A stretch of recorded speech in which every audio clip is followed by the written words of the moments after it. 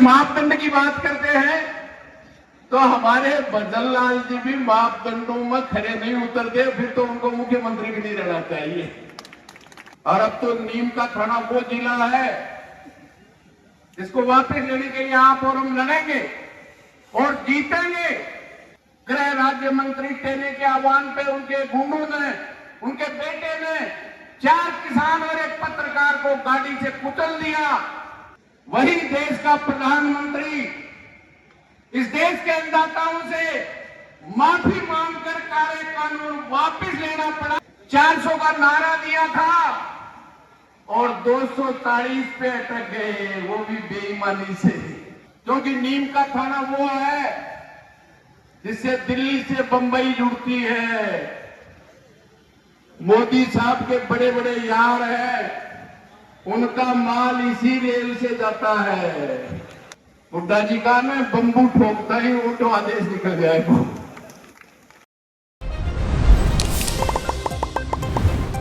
जब से आदेश निकला है लगातार लड़ रहे हैं। इसके लिए मैं आप सबका हृदय से आभार व्यक्त करता हूं, आपको सैल्यूट करता हूं आपकी लड़ाई, क्योंकि संघर्ष से ही अन्यायपूर्ण निर्णय बदले जाते हैं। और ये तो भजन लाल ने किया है। अभी गुड्डा जी कह रहे थे वो ऐसे मुख्यमंत्री हैं जिस मापदंड की बात करते हैं तो हमारे भजन लाल जी भी मापदंडों में खरे नहीं उतरते, फिर तो उनको मुख्यमंत्री भी नहीं रहना चाहिए। इसलिए लड़ाई न्याय के लिए है। और इस सरकार ने जो तीर, नीम का थाना और शेखावाटी संभाग,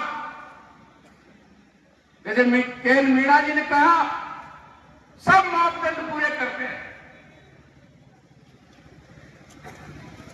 अभी इन जिलों की बात नहीं है। पूर्ववर्ती सरकार ने, यही भारतीय जनता पार्टी ने प्रतापगढ़ जिला बढ़ाया। वो नीम का थाना जिले से आता है। संभाग मारवाड़ का संभाग, मेवाड़ का संभाग, सब संभाग है। तो शेखावाटी का संभाग बन गया तो गुना क्या हो गया?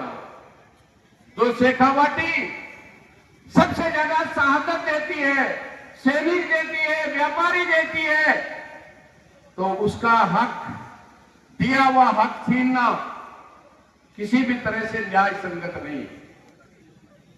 और अब तो नीम का थाना वो जिला है जिसको वापस लेने के लिए आप और हम लड़ेंगे और जीतेंगे। ये तो छोड़ दे इसकी बात, भजन लाल कान खोल के सुन ले। अरे इस देश के किसानों पे इनके आका नरेंद्र मोदी ने 3 काले कानून इस देश के अन्नदाता के खिलाफ कोरोना के वक्त लेके आए थे, जिससे देश का बहुमत अन्नदाता और मतदाता, उसकी धरती पे खून पसीने से पैदा होने वाली हर चीज, बड़ी बड़ी अंबानी, अडानी, टाटा, बिरला को लूटने के लिए कानून लेके आए थे। 12 महीने से ज्यादा इस देश का तमाम अन्नदाता, चाहे 500 से ज्यादा जिनके झंडे अलग थे, डंडे अलग थे, नेता अलग थे, लेकिन सबकी समस्याएं एक थी, ये काले कानून रहे तो देश का अन्नदाता नहीं रहेगा, इन कंपनियों का मजदूर हो जाएगा। आप आश्चर्य करोगे, 700 से ज्यादा किसान शहादत दी। गृह राज्य मंत्री टेने के आह्वान पे उनके गुंडों ने, उनके बेटे ने 4 किसान और एक पत्रकार को गाड़ी से कुचल दिया। लेकिन देश के किसानों ने हौसला रखा, जज्बा रखा। इसलिए भजन लाल जी, जहां से पर्ची आई है उनको पूछ लो। 12 महीने के बाद वही देश का प्रधानमंत्री इस देश के अन्नदाताओं से माफी मांगकर कार्य कानून वापस लेना पड़ा तो ये देश के अन्नदाता की एकता और संघर्ष का नतीजा था। बड़े बड़ी सरकारों को झुकाई है जनता ने और उस भारतीय जनता पार्टी के प्रधानमंत्री को वापस लेने पड़े, जिनको 543 में से 303 सांसद उनके थे अकेली भारतीय जनता पार्टी के, और उन किसानों से पंगा लिया, देश के अन्नदाता से 400 का नारा दिया था और 240 पे अटक गए, वो भी बेईमानी से 272 नहीं आए। ये जिनको राज का गुमान है, ये आंदोलन से वोट की मार समझते हैं।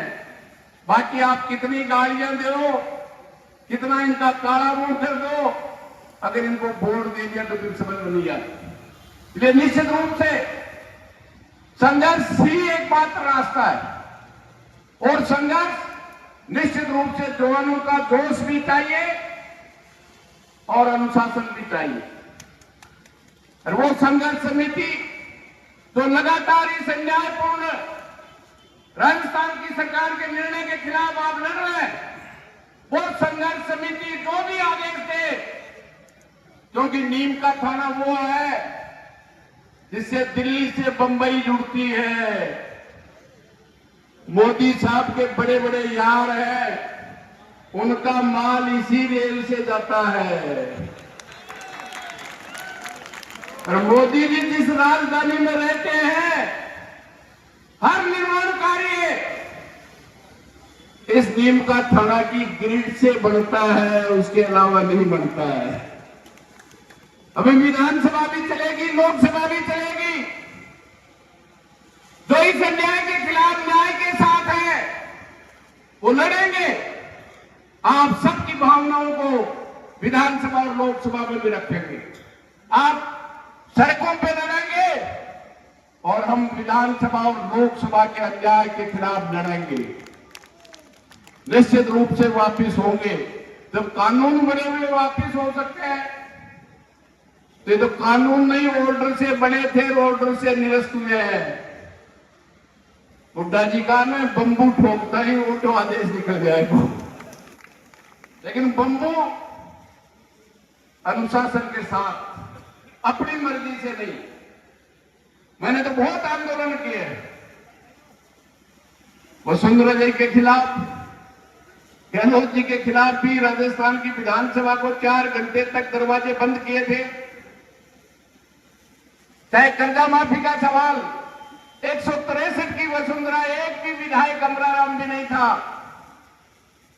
10 दिन की तपस्या के बाद जब सरकार वार्ता करने के लिए तैयार नहीं थी, तो हमने आह्वान किया अब रास्ते जाम होंगे 10 दिन बाद। अब कुछ साथी कह रहे थे आज ही जाम कर दो, तैयारी से होता है।